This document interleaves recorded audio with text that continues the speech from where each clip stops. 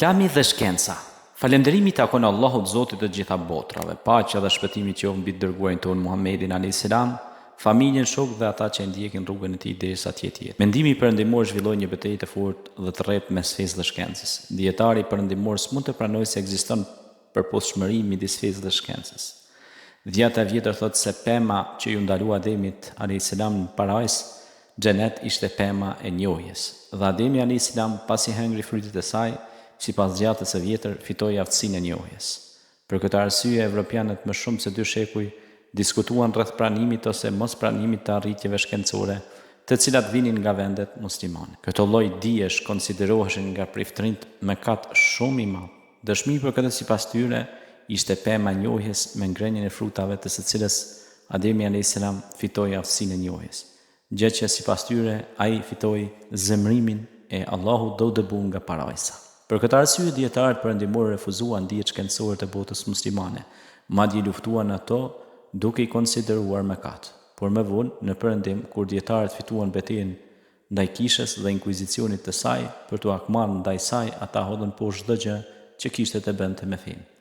Prandaj kur njeriu flet me një dietar perëndimor mbi lidhjet që ekzistojnë mes fesë dhe shkencës, ai befasuar thotë: "Ç'tua, s'ka mundësi." Dietarët perëndimor nuk e njohin fenë islama. Ata nuk e dinë se Islami lartëson dijen dhe dietarët. Islami dietarët i bën dëshmitar më njëherë pas engjëjve, të cilët dëshmojnë se s'ka zot tjetër përveç Allahut, i cili është një. S'ka lindur dhe s'është i lindur, askush dhe asgjë s'është i barabartë me Allahun. Allahu i lartë madhëruar në Kur'anin famlar thotë: Allahu dëshmoi se nuk ka zot tjetër përveç tij, këtë e dëshmuan dhe melajket e dietarët. Surja Al Imran ajeti 18. Fa'lam annahu la ilaha illa Allah, dije se nuk ka zot tjetër përveç Allahut. Surja Muhammed ajeti 19. Pra dietarët e perëndimit nuk e dinë se ajo që e ngriti Ademin alayhis salam mbi engjëjt ishte dija. Rrëfimi kuranor na mëson të vërtetën e cila ishte shtrembruar më parë. Për hir të dijes Ademi alayhis salam u lartësua mbi gjithë krijesat e tjera.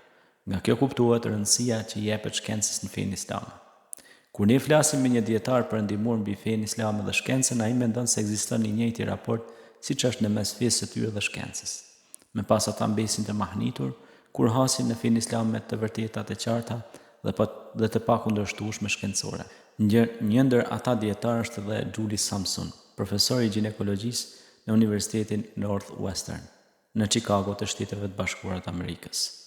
Kur takuam në fillim, ai dyshonte nëse këto citate ishin në Kur'an dhe në thënjet Muhamedit alayhis salam.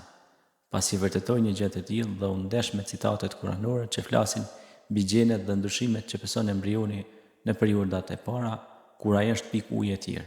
Pastaj, pa përshkrimin preciz që i bën Kurani krijimit të njeriu, si dhe vetit që ta shëguan nga këto kromozome.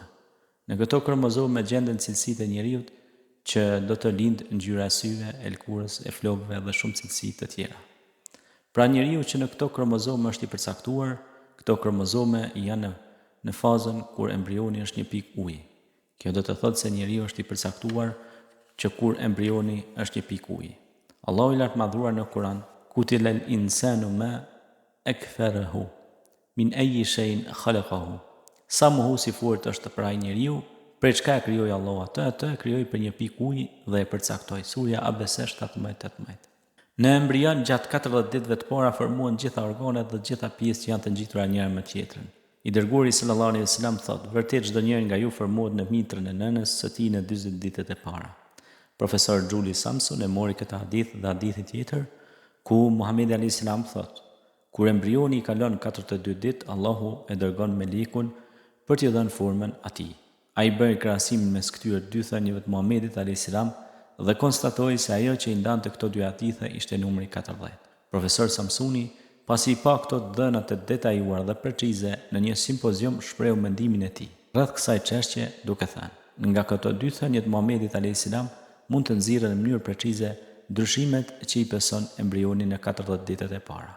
Një gjë e tillë u vërtetua edhe nga biseduesit e ditës së sotme. Këto të vërteta shkencore që përmbajnë hadithet nuk njiheshin në atë kohë, prandaj ato janë të bazuara në dijet e asaj kohe. Këto thënie të Muhamedit alayhis salam janë reflektimi i njohjes shpalljes hyjnore. Profesor Zindani gjithashtu thotë: "Feja mund t'i paraprijë shkencës në mënyrë të suksesshme.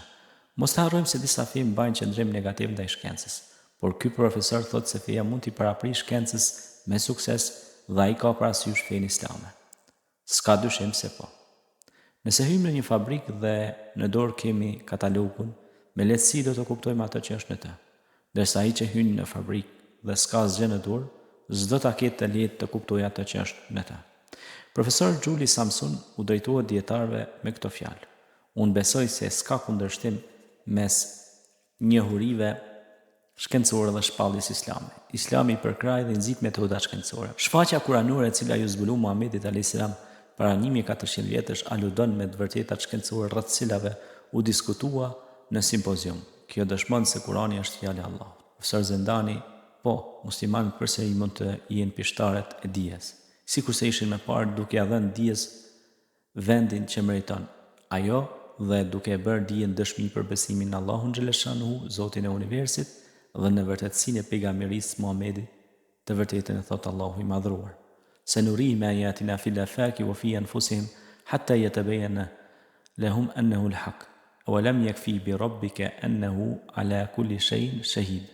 Ne do t'ua bëjmë atyre të mundshme që të shohin shenjat, argumentet tona në horizonte dhe në vetët e tyre, derisa të bëhet e qartë se Kurani është i vërtetë.